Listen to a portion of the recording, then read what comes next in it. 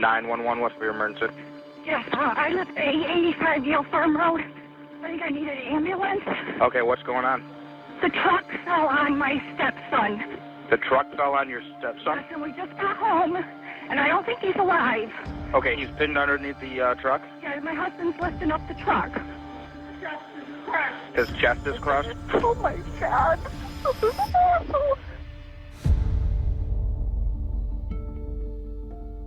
Levi was 23 when he died. He had left behind 2 young kids and was trying to make a life for himself after a troubled childhood.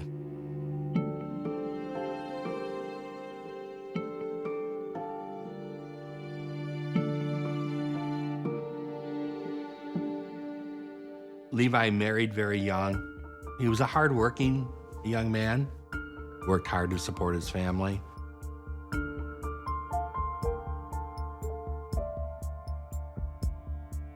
And I think most people would say, unfortunate, what a tragedy.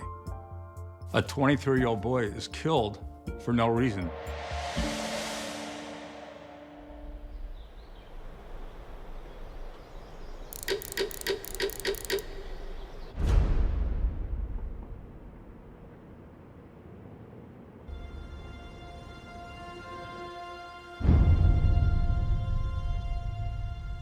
She said she had heard from Carl's second wife, Cindy Carlson, and that Cindy had told her that she had left her husband and that she was afraid he was going to come after her, and that she believed that her husband had killed his son, Levi.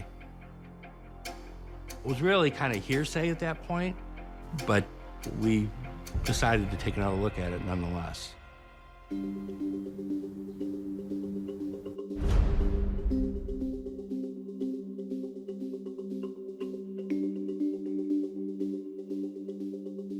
"17 days before the death of Levi, Carl takes Levi up to a bank and he takes out a life insurance policy on Levi, but with a rider that makes the value of the life insurance policy of $700,000.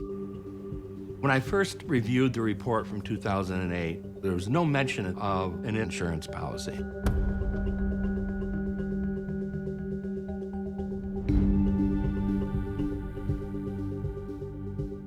Of that money, Carl just spent money freely and didn't put away any savings for Levi's kids. We realized we need to take a look at this Carl Carlson and see what this person's really like.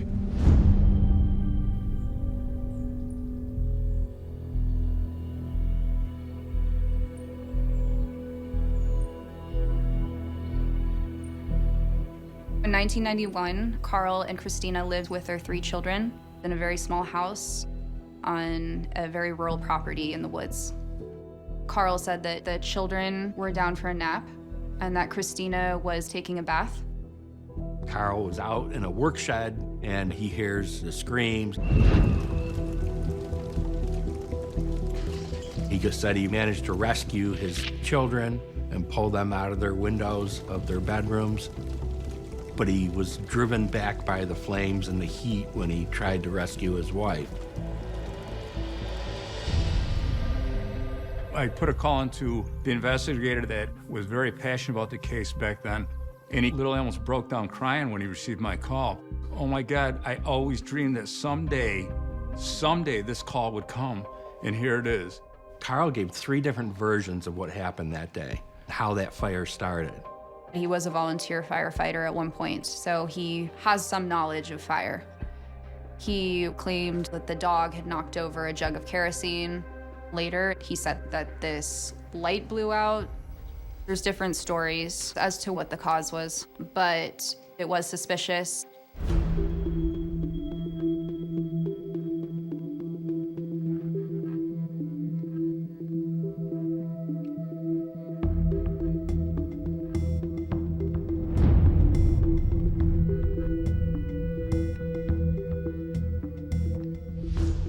Carl claims that he had boarded this window up because the window was broken.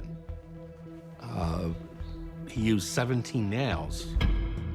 Christina had a $150,000 life insurance policy on her at the time of her death. Carl got the money and used it largely to finances, move back to New York and kind of start over again with the kids. The investigator said he was told, Carl went to New York, he's New York's problem now, and we're not putting the money into this case anymore. Just let it go. But he then said that he photocopied every single record, and they're in a box in my basement.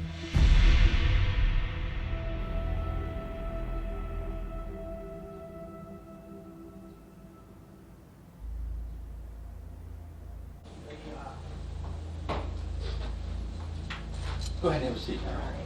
Want me to take care of the paperwork real quick? Will you do that, or you want to be here for that? That's all right. I'll just go ahead and take care of this if you want to start. Yeah.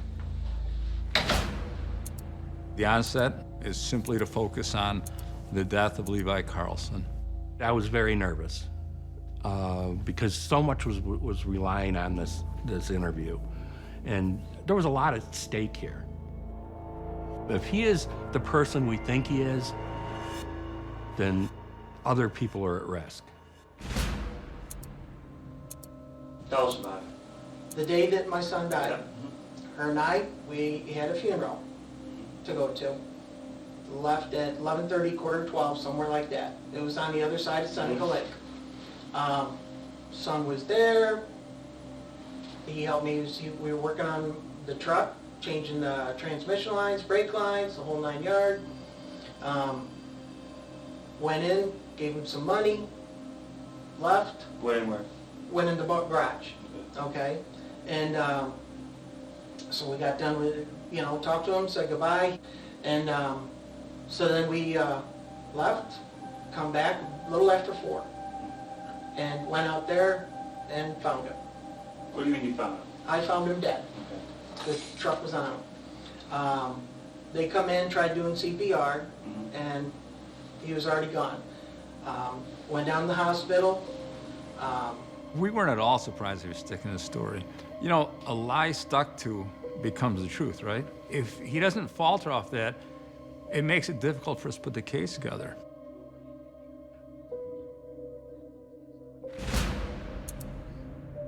We talked if nothing else is working, we can try some deception. Now, when you use deception in an interview, it's allowable to a point, but where that point is in a gray area, so you're taking a risk when you do it. There's a big problem. Now, we already knew there was no concrete time of death on this case. Tom came up with this concept that through medical technology, we were able to tell exactly what time he died, and we knew what time Carl had left. And I wish I could say he died in your presence. But when you walk back in there, if you're telling us the truth and saying you had a conversation with him, you're lying because he was dead at that No, time. I had a conversation with him, I'll tell you that. Okay. Well, he was either dead when you walked in there or as you walked out. That's fact. You're feeling the pressure and you are not able to tell the truth right now. If you really truly felt like what you did was right, and which I think you did in a minute. All right, I did not kill Levi. There's no way I could have. But he was dead when I went in there. Okay. Tell us about that. Good, Carl. You're doing great, buddy. I think he's not crying here. He's trying to put on a show for the camera and for all of us that he's emotional here. But the walls are closing on him. That's what his body language is telling us. Do you mind if I stand back up again? No, no, John's connection with Carl is almost like a father-son relationship that started early on into this interview. We know that we have our best opportunity to get to the truth by leaving John in that room alone. I let him down, I walked away. And I lived with that for 4 years. You know, you guys somehow, you know, pulled that out of me. And in a way, it's been a relief. Good. It should be relief. But I never hurt him. I couldn't. You did. Carl, it's all right. Come on. You're that close, man. You're close. Come on. Let it out. Let it out. I could tell he's ready to tell me something really big here. And gave him all the encouragement I could. Come on. I'll walk with you if you do. What are you going to do for me? I'm going to stand up and say this wasn't premeditated, cold-blooded murder, that it was just something that happened. It happens sometimes, Carl. That's what I'll do for you.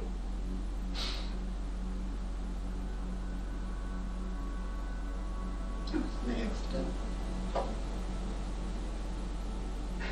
I opened the truck door.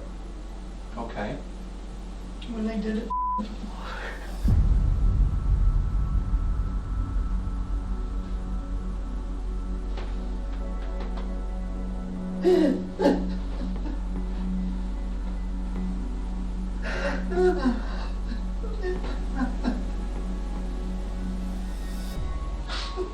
and if I had hit the box underneath it, it wouldn't have happened.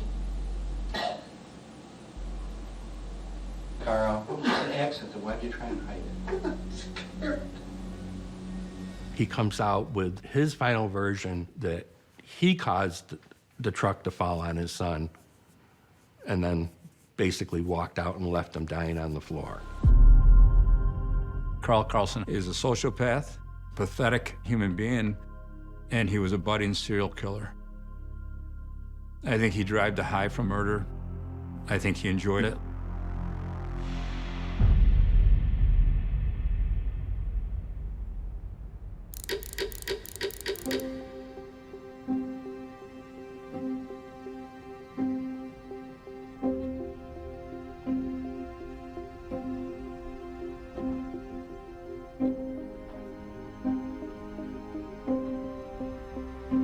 This wasn't a job, this case.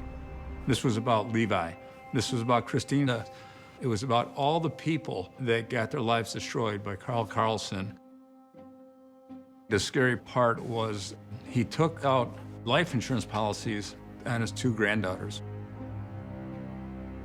It's insane to even think that you could take out a policy like that and not inform the mother, but he did it. And I have no doubt they were next.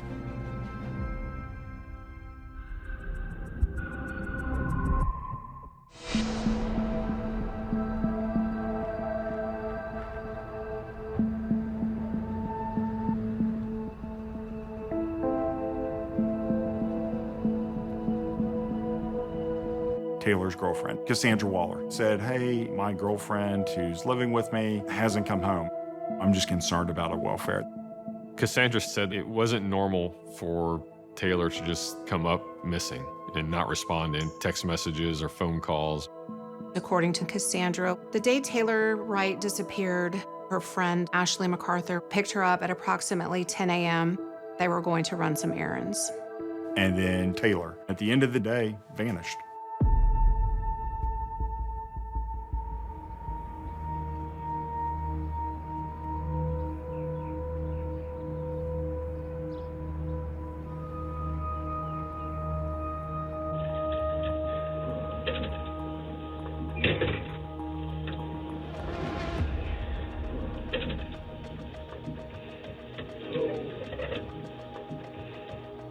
This is your personal cell phone, correct? Okay. If you're okay with that, just sign right there. So while the detectives are interviewing her, I'm going through her cell phone.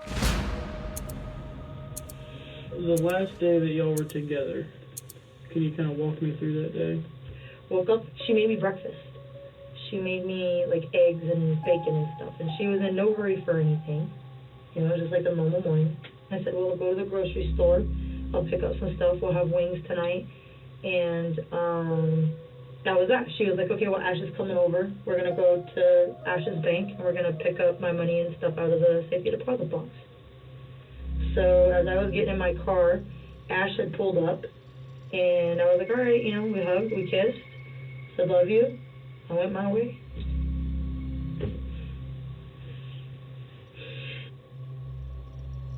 Any other plans, errands ahead of run? No. But when Taylor wouldn't text me back, I texted Ash, and I was like, Ash, like, where are you guys at? Because I thought that they were just going to run to the bank. That's the only thing I knew of that day. Finally, Ash called me, and Ash was like, hey, we're up at my mom's house, which is up in Milton. They own a farm. She was like, you know, Taylor's broke down and cried twice today. I'm like, what is going on?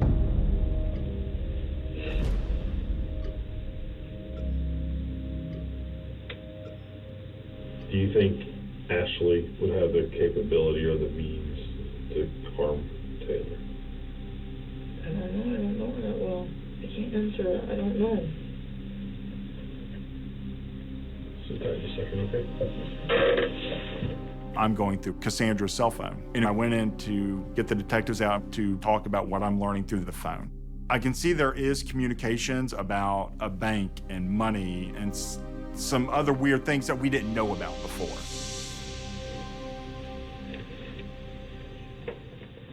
Hey, can I tell you something else that I've been thinking about? Just because it's bothering me sitting in here and I'm just... What you got?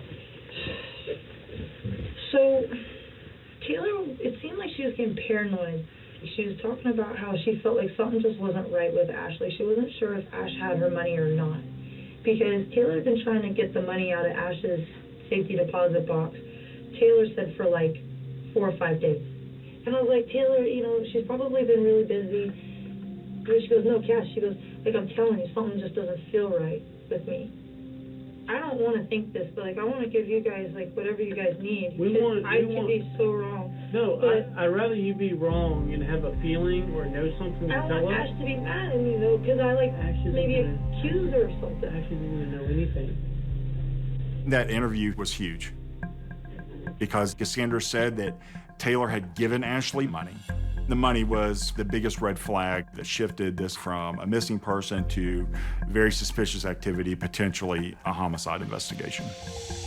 Taylor had given Ashley $34,000 to hold on to. Cassandra said Taylor gave this check to Ashley because she has a safety deposit box she could put this check into. The first thing that we did was subpoena Ashley's bank for all the records. We learned 2 things from this. One, we confirmed she didn't have a safety deposit box at Wells Fargo. Second, I could see a deposit for $34,000 come into Ashley's bank account. And the following day, that money is transferred out into various accounts. That deposit was taken down to 0 within a day. That's an alert for law enforcement. Also, when we got a copy of the cashier's check and looked at the signature on the back, it did not match any of Taylor Wright's signatures on other checks that she had cashed. Those multiple lies show us that she is now involved in Taylor's disappearance.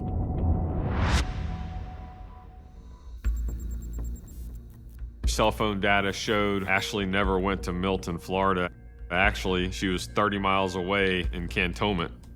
During the investigation, we learned that Ashley's family had a second farmhouse in Cantonment, right in the middle of where that cell phone was at for those hours. Before we ask you any questions, you have the right to remain silent. Anything you say can be used against you in court. You understand that? She had no clue that we had her cell phone records, that we had subpoenaed the bank. So we wanted to confront her with everything that we had learned and break apart her lie. We decided to search the Cantonment property simultaneously with the interview, because if we did find Taylor, that's another thing that we could confront her with and also arrest her at the same time. The ultimate goal is to get her to confess and tell us what took place. Do you have any ideas, anyone that we can go talk to? Other than people that we've already talked about. Has your mind changed at all? Do you feel any different? Have you thought about any other ways that this could have went down? Not really. Have you ever had to sign her name to a check? To deposit it? No. Do you recall how much the cashier's check was for? I think 30-something thousand, 33, 34. And she or you deposited that? I deposited that. I actually deposited all of the checks for her. She's starting to realize that we've gotten her bank records, and she starts squirming around a little bit more, crossing her hands into her legs, and that's an indication that she's uncomfortable and not really liking that line of questioning. I want to go back to the cow stuff here for a minute. This right here. This totally could be explainable, that's why. Yeah, that's why. I think this is the... Do you know whose signature that is? It says Taylor's name, but it doesn't really look like her signature. Would you have maybe wrote her name on there by chance? Probably not. Is that clearly Taylor's signature? I mean, it looks like it. It was make or break time. Give me for a second. Don't cross your legs and look at me for a second. Don't let us tell your story. Because this is gonna tell us what happened. Reaching over, moving her chair, and moving it really close is a way to try to break down that defensive posture, make her feel uncomfortable. She's either gonna shut down or potentially tell us exactly what happened. We didn't know where Taylor was at that point, so I knew that there was a big risk. She could ask for an attorney and the interview would be over. Don't let us tell something that may not be true. I think at this point I need an attorney because it seems to be that y'all think that I did something to her.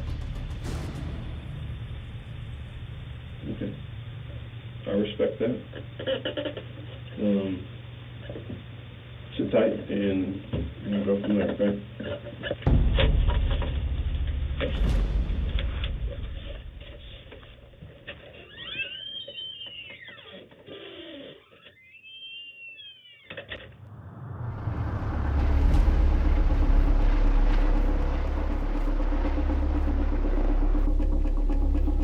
A couple hours into the search, officers noticed an area that had some foliage on it that didn't really match. And when they moved the bushes and the branches, they could see what they thought was a human skull sticking up in a mix of what appeared to be potting soil and concrete. After we found the skull, we were able to put the skeletal remains together. And we actually found a necklace that Taylor had. That moment, I knew it was her. We could see that on the back of the skull, there was a bullet hole. So we knew that she had been shot in the back of the head.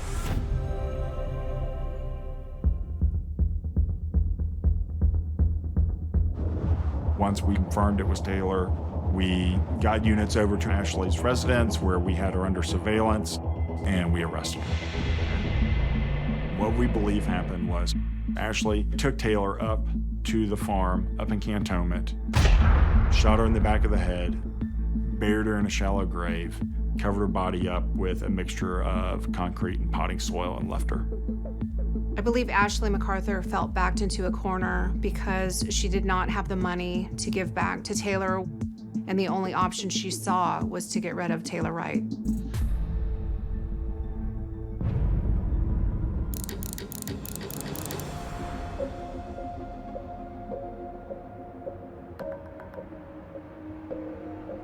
My understanding is we have a verdict.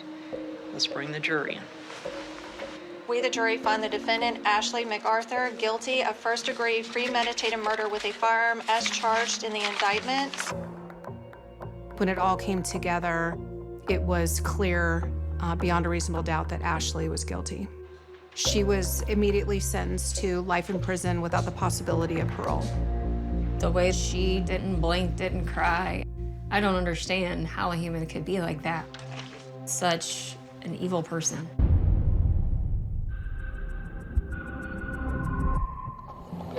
Wound to the head, focus, lots of blood. God. Police! Stay on me, Drew. Clear. Clear. Got blood in the kitchen, blood down this hall. We got one down, shell casing on the floor. As we were in the process of obtaining a search warrant, we were able to determine that it was Laura Grillo that was deceased on the floor. Laura Grillo was 37 years old. She was very active in her community. She was like this ray of sunshine. She wanted to just make the world a better place. she was gonna get married in a week. Laura and John were together about 7 years total. Together, they have one child, 4 years old, and Laura has 2 older children from previous relationships.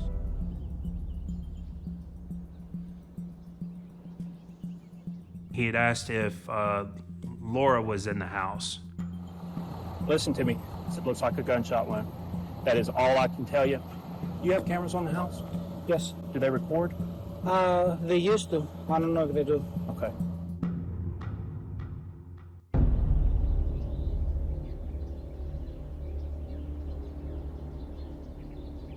We did not find any forced entry to the residence at all, and the rest of the home appeared to be untouched. This did not appear to us to be a random attack.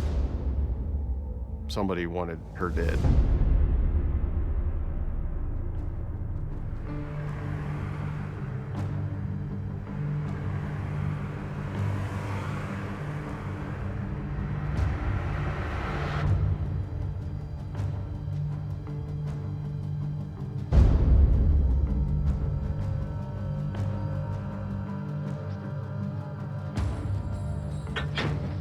Basically, the goal was to confirm John's whereabouts on the morning of the murder. Just got off the phone with the police officers and detectives at the scene. I'm sorry for your loss. I want you to know that we're going to find out what happened. Get them closer.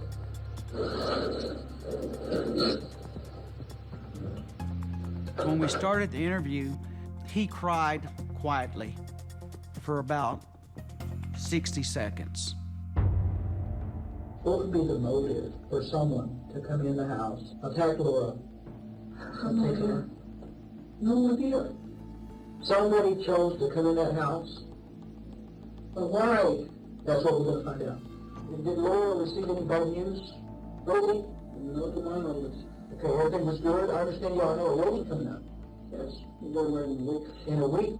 She was a love couple because of the wedding. She was really exposed to me. John answered my questions that he didn't owe anybody no money, nobody was threatening the family. They were pending a wedding, and he seems to be excited. He didn't stand out to be a suspect. A lot of the people that we talked to described John as a very controlling person. He didn't treat Laura very well in public. We found out that John wanted out of the relationship with Laura, but he also was trying to maintain possession of his daughter. We were able to gather video surveillance footage from a couple of home improvement stores that John told us he went to that morning in Dallas, which proved that he was actually there at the time that Laura was killed. So we knew that he wasn't responsible for this himself, but we couldn't say at that point that he didn't have some involvement in setting this up. And we were able to confirm that a short time later, he had met up with 2 workers in his construction business.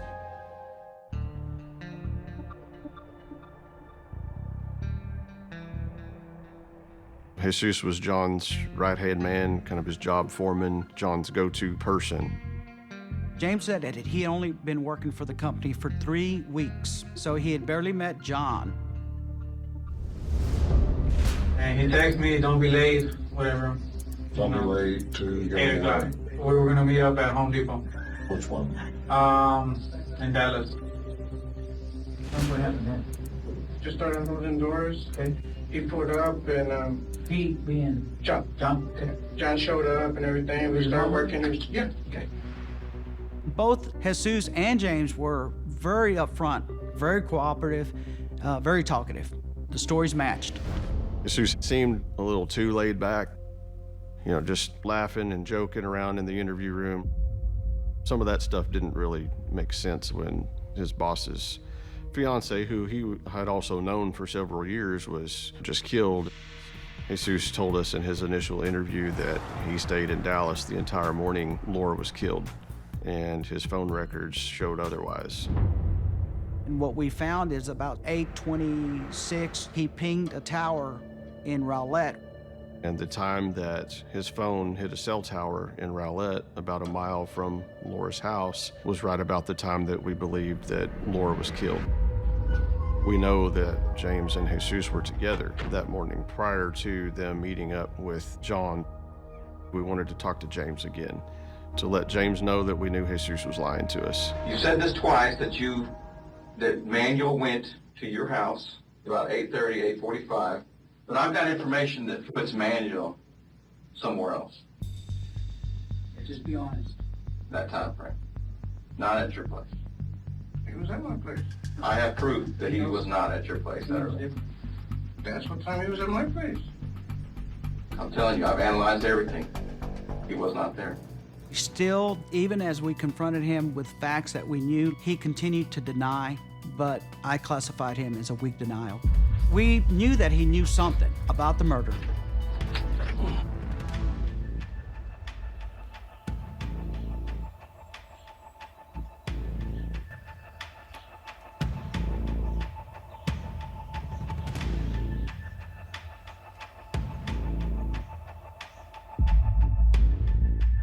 They still haven't released James. Hopefully he didn't go to hell. No, I mean, no. I hope not. He was with me the whole time. They were clearly concerned about James being at the police department for so many hours and what he was telling us.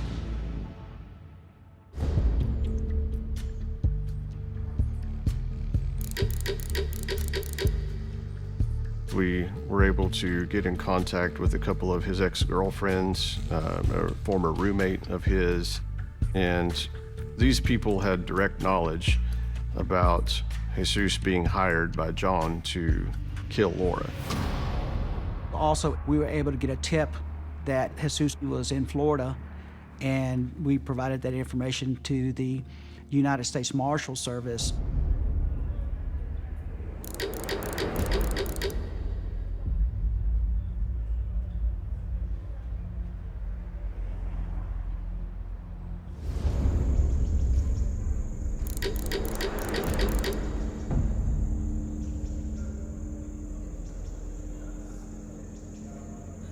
Hey, James.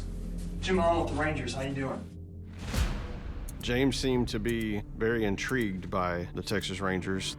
He really seemed to like dealing with the Rangers, like talking to the Rangers. Well, and I know that you dealt with some guys, but I'm a little bit different than them because really all I do is homicides.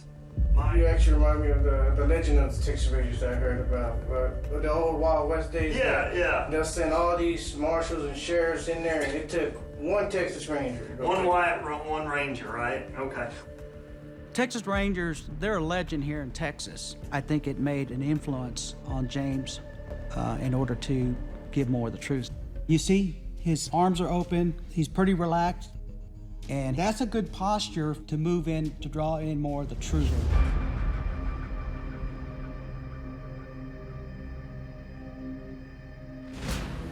You're on the edge of the Grand Canyon, right? And what I'm gonna ask you to do is take a leap of faith and to trust me, all right? You're my friend, right? I'm trying to be your friend. I'm the best friend you have in the whole freaking world. Can I go get your pen and paper? So how's it kick off? Alright, when Jesus first mentioned anything about this, I disregarded it. I thought he was just blowing smoke. He shows up in the morning, and we get in the car and we go. The whole time, I'm still thinking he's even when he gets there. He gets out, he does his thing. I heard nothing. And when he gets back in the car, what does he say to you? Let's go. That's what he said, yeah, he shot her. Is that how he did it, or? He just shot her. Right in the head.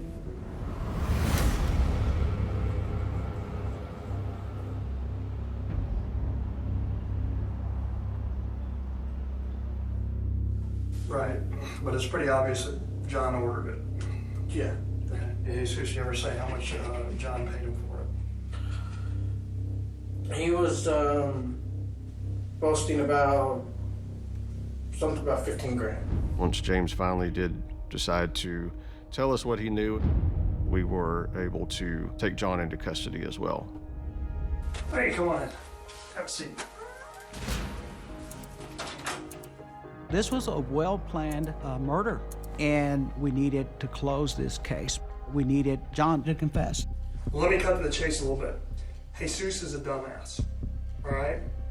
At the end of the day, you shouldn't hire a dumbass to do a job because he's going to screw it up, all right? And if he doesn't screw it up, he's going to talk about it. I didn't hire the dumbass, that's my problem. Do what? I did not hire the dumbass. I did not pay him any money, that's my problem. I did not want Laura killed. I tried to get married with her for at least 3 years. I loved her, I still love her.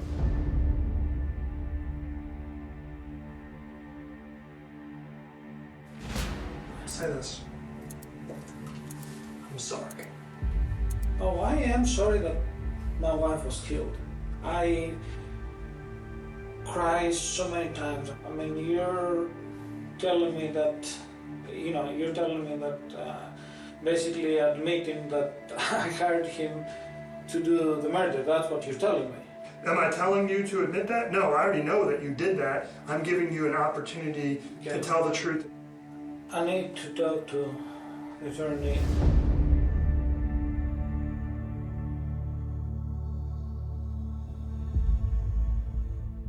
Both John and Jesus were sentenced to life in prison without the possibility of parole.